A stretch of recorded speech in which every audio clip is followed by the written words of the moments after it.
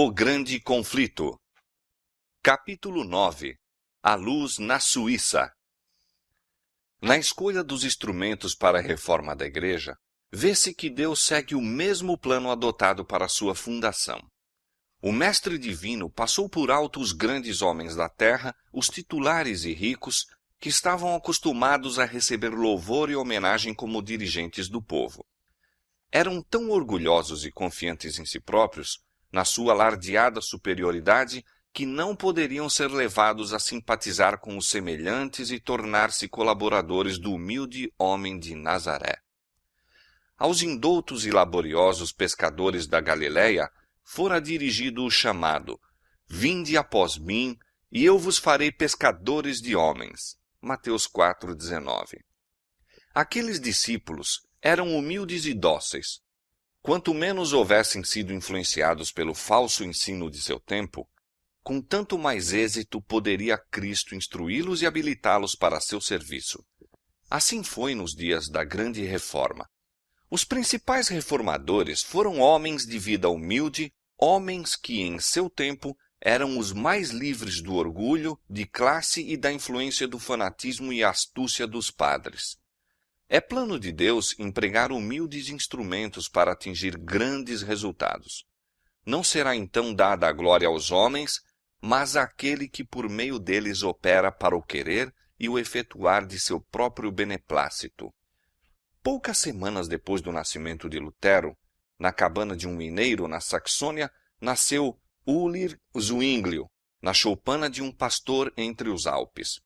O ambiente em que viveu Zwinglio na meninice e seus primeiros ensinos foram de modo a prepará-lo para a sua missão futura. Criado entre cenas de grandiosidade, beleza e solene sublimidade natural, seu espírito foi logo impressionado com o senso da grandeza, poder e majestade de Deus. A história dos feitos heróicos que tiveram por cenário suas montanhas nativas inflamou-lhe as juvenis aspirações, e ao lado de sua piedosa avó ouvia as poucas e preciosas histórias bíblicas que ela rebuscara por entre as lendas e tradições da Igreja. Com ávido interesse, ouvia acerca dos grandes feitos dos patriarcas e profetas, dos pastores que vigiavam seus rebanhos nas colinas da Palestina, onde anjos lhes falaram da criancinha de Belém e do homem do Calvário. Semelhante a João Lutero, o pai de Zwinglio desejava educar o filho, e o rapaz cedo foi enviado fora de seu vale natal. Desenvolveu-se-lhe rapidamente o espírito e logo surgiu a questão de saber onde encontrar professores competentes para instruí-lo. Na idade de 13 anos foi a Berna, que então possuía a mais conceituada escola na Suíça. Ali, entretanto, se manifestou um perigo que ameaçou frustrar seu promissor futuro. Decididos esforços foram feitos pelos frades a fim de atraí-lo a um convento. Os monges dominicianos e franciscanos porfiavam pela obtenção do favor popular. Procuravam consegui-lo mediante vistosos adornos das igrejas, pela pompa das cerimônias e pelas atrações das famosas relíquias e imagens miraculosas. Os dominicinianos de Berna viram que se pudessem ganhar aquele talentoso jovem estudante, conseguiriam tanto proveito como honras.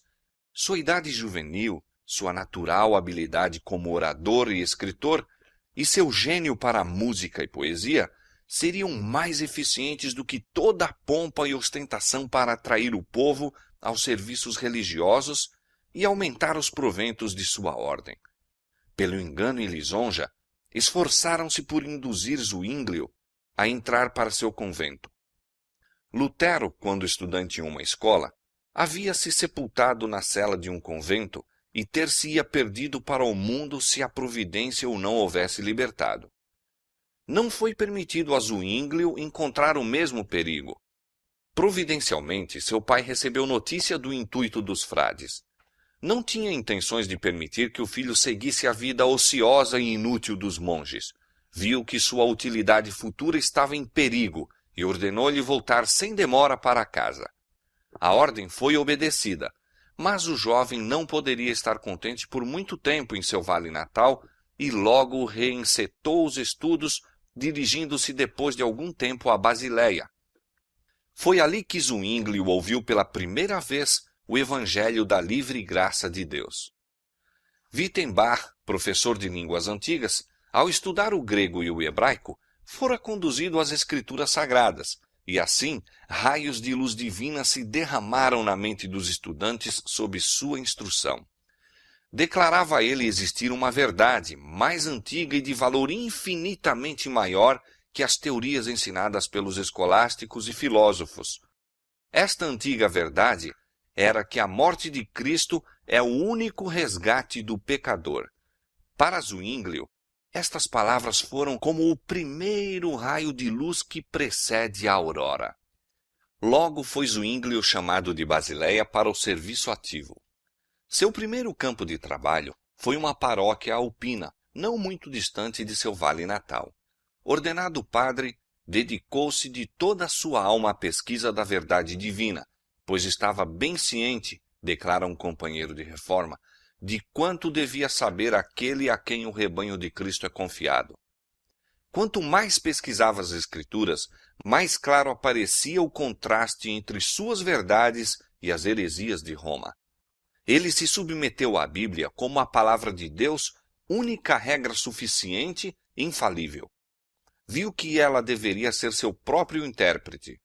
Não ousou tentar a explicação das Escrituras a fim de sustentar uma teoria ou doutrina pré-concebida, mas mantinha como seu dever aprender o que constituem seus ensinos diretos e óbvios.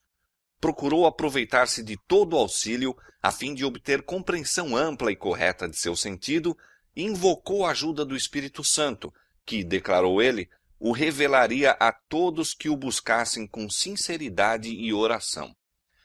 As Escrituras, dizia Zwinglio, vêm de Deus, não do homem, e mesmo aquele Deus que esclarece te dará a compreender que a palavra vem de Deus. A palavra de Deus não pode falhar, é clara, ensina por si mesma, desvenda-se a si própria, ilumina a alma com toda a salvação e graça, conforta-a em Deus, humilha-a de maneira que ela se perde a si mesma e até se despoja e abraça a Deus. A verdade destas palavras, Zwinglio mesmo havia provado. Falando de sua experiência naquele tempo, escreveu depois: quando comecei a devotar-me inteiramente às Escrituras Sagradas, a filosofia e a teologia escolástica sempre me sugeriam disputas. Finalmente cheguei a esta conclusão: deves deixar toda a inverdade e aprender a significação de Deus unicamente de sua própria e simples palavra. Então comecei a rogar a Deus a sua luz, e as Escrituras foram se tornando para mim muito mais fáceis. A doutrina pregada por Zwinglio não a recebera ele de Lutero, era a doutrina de Cristo. Se Lutero prega a Cristo, disse o reformador suíço, ele faz o que eu estou fazendo. Aqueles a quem ele levou a Cristo são mais numerosos do que os que levei. Mas isto não importa. Não pregarei nenhum outro nome a não ser o de Cristo, de quem sou soldado e que unicamente é o meu chefe. Nunca uma só palavra foi por mim escrita a Lutero, nem por Lutero a mim. E por quê? Para que se pudesse mostrar quanto é consigo mesmo concorde o Espírito de Deus, visto que nós ambos, sem qualquer combinação comum, ensinamos a doutrina de Cristo com tal uniformidade. Em 1516, Zwinglio foi convidado para ser pregador no convento de Einsiedeln. Ali deveria ter mais nítida a perspectiva das corrupções de Roma e, como reformador, exercer uma influência que seria sentida muito além de seus Alpes nativos. Entre as principais atrações de Einsiedeln havia uma imagem da Virgem, que dizia ter o poder de operar milagre. Por sobre o portal do convento estava a inscrição: aqui se pode obter remissão plenária dos pecados. Em todo o tempo, acorriam peregrinos ao relicário da Virgem, mas na grande festa anual de sua consagração, vinham multidões de todas as partes da Suíça, e mesmo da França e da Alemanha. Zwinglio, grandemente aflito ante o que via, aproveitou a oportunidade para proclamar àqueles escravos das superstições a liberdade mediante o Evangelho. Não imagineis, disse ele, que Deus está neste templo mais do que em qualquer outra parte da criação. Qualquer que seja o país em que habiteis, Deus está em redor de vós e vos ouve. Podem obras sem proveito, longas peregrinações, ofertas, imagens, invocações da Virgem ou dos santos assegurar-vos a graça de Deus? Que vale a multidão de palavras em que envolvemos nossas orações? Que eficácia tem um capuz luzidio, cabeça bem raspada, vestes bem compridas e flutuantes, ou chinelas bordadas a ouro? Deus olha para o coração, e nosso coração está longe dele. Cristo, disse ele, que uma vez foi oferecido sobre a cruz, é o sacrifício e vítima que por toda a eternidade proveu satisfação para os pecados dos crentes. Por muitos ouvintes, estes ensinos não eram bem aceitos. Era-lhes amarga decepção dizer-lhes que sua penosa jornada fora feita sem proveito. O perdão que livremente lhes era oferecido por meio de Cristo não o podiam compreender. Estavam satisfeitos com o velho caminho para o céu que Roma lhes indicara. Recuavam ante a perplexidade de pesquisar qualquer coisa melhor. Era mais fácil confiar sua salvação aos padres e ao Papa do que procurar pureza de coração. Outra classe, entretanto, recebia com alegria as novas da redenção por meio de Cristo. As observâncias que Roma ordenara não haviam conseguido trazer paz à alma e, pela fé, aceitaram o sangue do Salvador como sua propiciação. Estes voltavam para casa a fim de revelar a outros a preciosa luz que tinham recebido. A verdade era assim levada de aldeia em aldeia, de cidade em cidade, e o número de peregrinos aos relicários da Virgem diminuiu grandemente. Houve decréscimos nas ofertas e, consequentemente, no salário de Zwinglio, que delas era tirado. Mas isto apenas lhe causava alegria, vendo ele que o poder do fanatismo e superstição estava sendo quebrado. As autoridades da igreja não tinham os olhos fechados à obra que Zwinglio estava realizando, mas, no momento, elas se abstiveram de intervir. Esperando ainda consegui-lo para sua causa, esforçaram-se por ganhá-lo com lisonjas e, nesse ínterim, a verdade estava a obter posse do coração do povo.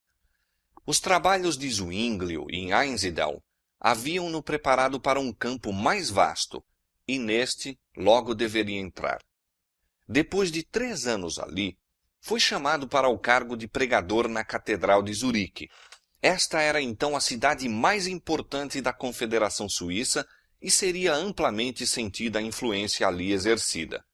Os eclesiásticos, a cujo convite fora a Zurique, estavam, entretanto, desejosos de impedir quaisquer inovações, e, de acordo com isto, se puseram a instruí-lo a respeito de seus deveres. Farás todo o esforço, disseram eles, para coletar as receitas do capítulo sem desprezar a menor. Exortarás os fiéis, tanto do púlpito como no confessionário, a pagar seus dízimos e impostos, a mostrar, por ofertas, sua afeição para com a igreja. Serás diligente em aumentar as rendas que se arrecadam dos doentes, das missas e, em geral, de toda a ordenança eclesiástica. Quanto à administração dos sacramentos, à pregação e ao cuidado do rebanho, acrescentaram seus instrutores, são também deveres do capelão. Para estes, porém, podes empregar um substituto e, particularmente, no pregar. Não administrarás o sacramento a ninguém, a não ser a pessoas notáveis, e unicamente quando chamado. Proíbe-se fazeres isto sem distinção de pessoas. Zwinglio ouviu em silêncio esta ordem, e, em resposta, depois de exprimir sua gratidão pela honra de um chamado para este importante posto, pôs-se a explicar o método de ação que se propusera adotar. A vida de Cristo, disse ele, tem por demasiado tempo sido oculta do povo. pregarei acerca do Evangelho todo de São Mateus, tirando unicamente das fontes das Escrituras, sondando suas profundidades, comparando uma passagem com outra e buscando compreensão pela prece constante e fervorosa. A glória de Deus, ao louvor de seu único Filho, a salvação real das almas e a sua edificação na verdadeira fé é que eu consagrarei meu ministério. Posto que alguns dos eclesiásticos reprovassem este plano e se esforçassem por dissuadi-lo do mesmo, Zuínglio permaneceu firme. Declarou que não estava para introduzir nenhum método novo, mas o antigo método empregado pela Igreja nos primitivos e mais puros tempos. Já se havia despertado interesse nas verdades que ele ensinava, e o povo afluía em grande número para ouvir sua pregação. Muitos que tinham deixado de assistir ao serviço religioso havia muito tempo, achavam-se entre os ouvintes. Iniciou seu ministério abrindo os evangelhos e lendo e explicando aos ouvintes a inspirada narrativa da vida, ensinos e morte de Cristo. Ali, como em Einsindel, apresentava a palavra de Deus como a única autoridade infalível e a morte de Cristo como o único sacrifício completo. É a Cristo, dizia ele, que eu desejo conduzir-vos. A Cristo, a verdadeira fonte da salvação. Em redor do pregador, acotovelava-se o povo de todas as classes, desde estadistas e eruditos até os operários e camponeses. Com profundo interesse escutavam suas palavras. Não somente proclamava o oferecimento de uma salvação gratuita, mas destemidamente reprovava os males e corrupções dos tempos. Muitos voltavam da catedral louvando a Deus. Este homem, diziam, é um pregador da verdade. Ele será nosso Moisés para tirar-nos das trevas egípcias. Mas, conquanto a princípio seus trabalhos fossem recebidos com grande entusiasmo, depois de algum tempo surgiu a oposição. Os monges puseram-se a entravar-lhe a obra e condenar-lhe os ensinos. Muitos o assaltavam com zombarias e escárnios. Outros recorriam à insolência e ameaças. Zuínglio, porém, suportou tudo com paciência, dizendo: se desejamos ganhar os ímpios para Jesus Cristo, devemos fechar os olhos a muitas coisas. Por este tempo, um novo fator apareceu para promover a obra da reforma. Um amigo da fé reformada, de Basileia, enviou a Zurique certo Luciano com alguns dos escritos de Lutero, sugerindo que a venda desses livros poderia ser extraordinário meio para difundir a luz. Verificai, escreveu ele a Zuínglio, se este homem possui prudência e habilidades suficientes. Se assim for, ele que leve de cidade em cidade, de vila em vila, de aldeia em aldeia, e mesmo de casa em casa, entre suíços, as obras de Lutero, e especialmente sua exposição sobre a oração do Senhor, escrita para os leigos. Quanto mais forem conhecidas, tanto mais compradores encontrarão. Na ocasião em que Deus se prepara para quebrar as algemas da ignorância e superstição, então é que Satanás opera com o máximo poder para envolver os homens em trevas e segurar seus grilhões ainda mais firmemente. Estando a surgir nos diferentes países homens a apresentar ao povo o perdão e a justificação pelo sangue de Cristo, Roma prosseguiu com renovada energia a abrir seu mercado por toda a cristandade, oferecendo por dinheiro o perdão. Todo pecado tinha seu preço, e aos homens se concedia livre permissão para o crime, contanto que o tesouro da igreja se conservasse cheio. Destarte, ambos os movimentos prosseguiram. Um oferecendo perdão do pecado por dinheiro, o outro mediante Cristo. Roma permitindo o pecado e dele fazendo a sua fonte de renda, os reformadores condenando o pecado e apontando para Cristo como a propiciação e o libertador. Na Alemanha, a venda das indulgências fora confiada aos frades dominicanos e era dirigida pelo infame Tetzel. Na Suíça, foi a mesma entregue aos franciscanos, sob a direção de Sansão, monge italiano.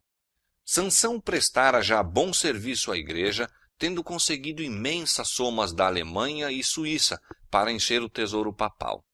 Atravessava então a Suíça, atraindo grandes multidões, despojando os pobres camponeses de seus minguados ganhos e extorquindo ricos donativos das classes abastadas. A influência da reforma, porém, já se fazia sentir, limitando aquele comércio, posto que o mesmo não pudesse deter-se. Zuínglio estava ainda em Einsiedeln, quando Sansão, logo depois de entrar na Suíça, chegou com sua mercadoria a uma cidade vizinha. Informado de sua missão, o reformador imediatamente começou a opor-se-lhe. Os dois não se encontraram, mas tal foi o êxito de Zuínglio ao expor as pretensões do frade que este foi obrigado a seguir para outras localidades. Em Zurique, Zuínglio pregou zelosamente contra os vendedores de perdão, e quando Sansão se aproximou do lugar, foi encontrado por um mensageiro do conselho com uma intimação de que se esperava passasse ele para outra parte. Por um estratagema, conseguiu afinal entrada, mas foi enviado para fora sem a venda de um único perdão, e logo depois deixou a Suíça. Grande impulso foi dado à reforma com o aparecimento da peste ou grande morte que varreu a Suíça no ano de 1519. Sendo os homens assim postos em face do destruidor, muitos foram levados a sentir quão vãos e inúteis eram os perdões que tinham tão recentemente comprado, e anelavam um fundamento mais seguro para sua fé. Zuínglio, em Zurique, caiu doente. Ficou tão mal que abandonou toda a esperança de restabelecimento, e largamente circulou a notícia de que falecera. Naquela hora de provação, sua esperança e coragem foram inabaláveis. Olhava com fé para a cruz do Calvário, confiando na todo suficiente propiciação pelo pecado. Quando ele voltou das portas da morte, foi pregar o evangelho com maior fervor do que nunca dantes, e suas palavras exerciam desusado poder. O povo dava com alegria as boas-vindas a seu amado pastor, que lhes fora restituído da beira da sepultura. Eles mesmos tinham acabado de assistir os doentes e moribundos e sentiam como nunca dantes o valor do evangelho. Zuínglio chegara a uma compreensão mais clara de suas verdades e havia mais completamente experimentado em si seu poder renovador. A queda do homem e o plano da redenção eram os assuntos que ele se ocupava. Em Adão, dizia, todos estamos mortos, submersos na corrupção e condenação. Cristo adquiriu-nos uma redenção intérmina. Sua paixão é um sacrifício eterno e eternamente eficaz para curar. Satisfaz para sempre a justiça divina em favor de todos os que nela confiam com firme e inabalável fé. Contudo, ensinava claramente que os homens não estão, por causa da graça de Cristo, livres para continuar no pecado. Onde quer que haja fé em Deus, ali Deus está. E onde quer que Deus habite, ali se desperta um zelo que insta com os homens e os impele às boas obras. Tal era o interesse na pregação de Zuínglio, que a catedral não comportava as multidões que o vinham ouvir. Pouco a pouco, à medida em que o podiam suportar, desvendava a verdade a seus ouvintes. Tinham cuidado de não introduzir a princípio pontos que os assustariam, criando preconceitos. Seu trabalho era conquistar-lhes o coração para os ensinos de Cristo, abrandá-lo por seu amor e, diante deles, conservar seu exemplo. E recebendo eles os princípios do Evangelho, suas crenças e práticas supersticiosas inevitavelmente desapareceriam. Passo a passo, avançava a reforma em Zurique. Alarmados, seus inimigos levantaram-se em ativa oposição. Um ano antes, o monge de Wittenberg proferira o seu não ao Papa e ao Imperador em Worms, e agora tudo parecia indicar uma resistência semelhante às pretensões papais em Zurique. Reiterados ataques foram feitos contra Zwinglio. Nos cantões papais, de tempos em tempos, discípulos do Evangelho eram levados à tortura, mas isto não bastava. O ensinador de heresias deveria ser reduzido ao silêncio. De acordo com isto, o bispo de Constança enviou 3 delegados ao conselho de Zurique, acusando Zwinglio de ensinar o povo a transgredir as leis da igreja, pondo assim em perigo a paz e a boa ordem da sociedade. Se a autoridade da igreja fosse posta de lado, insistia ele, resultaria anarquia universal. Zwinglio replicou que durante 4 anos estivera a ensinar o evangelho em Zurique, que era mais silenciosa e pacífica que qualquer outra cidade da confederação. Não é então, disse ele, o cristianismo a melhor salvaguarda da segurança geral? Os delegados aconselharam os membros do conselho a permanecer na igreja, fora da qual, declararam, não havia salvação. Zwinglio respondeu, não vos mova esta acusação. O fundamento da igreja é a mesma rocha, o mesmo Cristo que deu a São Pedro seu nome, porque ele o confessou fielmente. Em todo o país, quem quer que creia de todo o coração no Senhor Jesus é aceito por Deus. Esta, verdadeiramente, é a igreja, fora da qual ninguém pode salvar-se. Como resultado da conferência, um dos delegados do bispo aceitou a fé reformada. O conselho recusou-se a agir contra Zwinglio e Roma preparou-se para novo ataque. O reformador, ao ser informado da trama de seus inimigos, exclamou, eles que venham. Eu os temo como o rochedo se arreceia das vagas que trovejam a seus pés. Os esforços eclesiásticos apenas favoreceram a causa que procuravam destruir. A verdade continuou a ser espalhada. Na Alemanha, seus adeptos, abatidos com o desaparecimento de Lutero, tomaram novo ânimo quando viram o progresso do Evangelho na Suíça. Ficando a reforma implantada em Zurique, seus frutos eram mais amplamente vistos na supressão do vício e promoção da ordem e harmonia. A paz tem sua habitação em nossa cidade, escreveu Zwinglio. Nenhuma rixa, nenhuma hipocrisia, nenhuma inveja, nenhuma contenda. Donde pode tal união vir, senão do Senhor e de nossa doutrina que nos enche dos frutos de paz e piedade? As vitórias ganhas pela reforma estimularam os romanistas a esforços ainda mais decididos para a subversão daquela. Vendo quão pouco fora alcançado pela perseguição no sentido de suprimir a obra de Lutero na Alemanha, decidiram-se a enfrentar a reforma com as próprias armas da mesma. Manteriam uma discussão com Zwinglio e, havendo eles de dispor o assunto, assegurar-se-iam a vitória, escolhendo eles mesmos, não somente o local do debate, mas os juízes que decidiriam entre os contendores. E, se pudessem manter Zwinglio em seu poder, teriam cuidado em que ele não lhes escapasse. Reduzindo o chefe ao silêncio, poder-se-ia rapidamente sufocar o movimento. Este propósito, contudo, foi cuidadosamente oculto. Fora designado que o debate tivesse lugar em Bade, mas Zwinglio não estava presente. O Conselho de Zurique, suspeitando dos intuitos dos católicos romanos e advertido pelas fogueiras acesas nos cantões papais para os que professavam o Evangelho, proibiu a seu pastor expor-se àquele perigo. Em Zurique, ele estava pronto a enfrentar todos os partidários que Roma pudesse enviar, mas ir a Bade, onde o sangue dos mártires da verdade acabara de ser derramado, seria ir para a morte certa.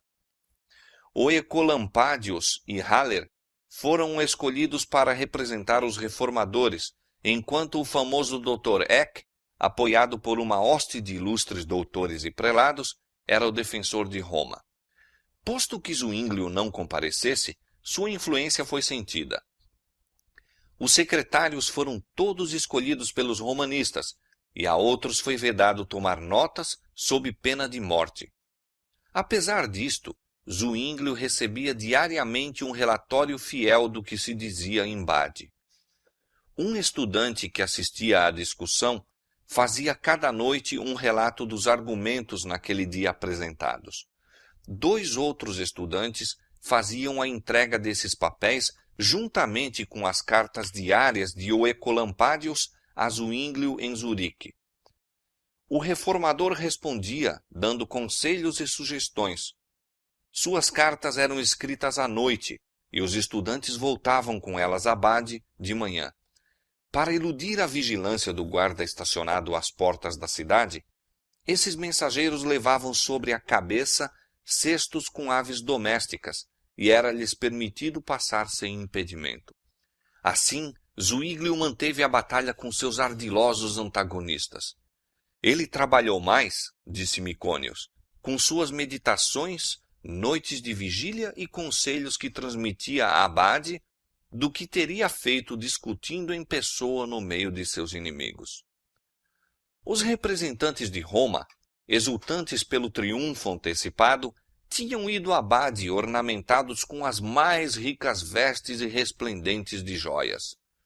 Viviam luxuosamente, e sua mesa era servida com as mais custosas iguarias e seletos vinhos. O peso de seus deveres eclesiásticos era aliviado através de divertimentos e festejos. Em assinalado contraste apareciam os reformadores, que eram vistos pelo povo como sendo pouco melhores do que um grupo de pedintes e cujo passadio frugal os conservava apenas pouco tempo à mesa.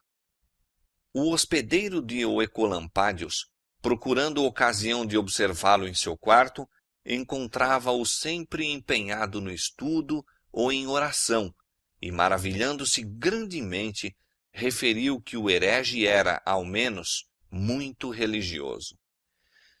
Na conferência, Eck altivamente subiu a um púlpito esplendidamente ornamentado, enquanto o humilde Oecolampadius, mediocremente vestido, foi obrigado a tomar assento defronte de seu oponente em um banco tosco. A voz tonitruante e ilimitada confiança de Eck nunca lhe faltaram.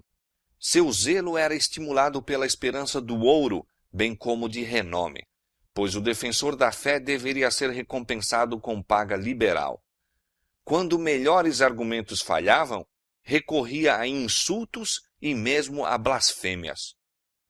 Oecolampadius, modesto e não confiante em si próprio, arreceara-se do combate, e para ele entrara com esta solene confissão: não conheço outra norma para julgar, a não ser a palavra de Deus. Posto que gentil e cortês nas maneiras, mostrou-se capaz e persistente. Enquanto os católicos romanos, segundo seu hábito, apelavam para os costumes da igreja como autoridade, o reformador apegava-se firmemente às escrituras sagradas. O costume, dizia ele, não tem força alguma em nossa Suíça, a menos que esteja de acordo com a Constituição. Ora, em assunto de fé, a Bíblia é a nossa Constituição. O contraste entre os dois contendores não era destituído de efeito. O raciocínio calmo, claro do reformador, tão gentil e modestamente apresentado, falava aos espíritos que se desviavam desgostosos das afirmações jactanciosas e violentas de Eck. A discussão continuou 18 dias. Em seu termo, os representantes do Papa, com grande confiança, pretenderam a vitória. A maior parte dos delegados ficaram ao lado de Roma, e a Dieta declarou vencidos os reformadores e notificou que eles, juntamente com Zuínglio, seu chefe, estavam separados da igreja. Mas os frutos da conferência revelaram de que lado estava a vantagem. A contenda resultou em forte impulso para a causa protestante e não muito tempo depois, as importantes cidades de Berna e Basileia se declararam pela reforma.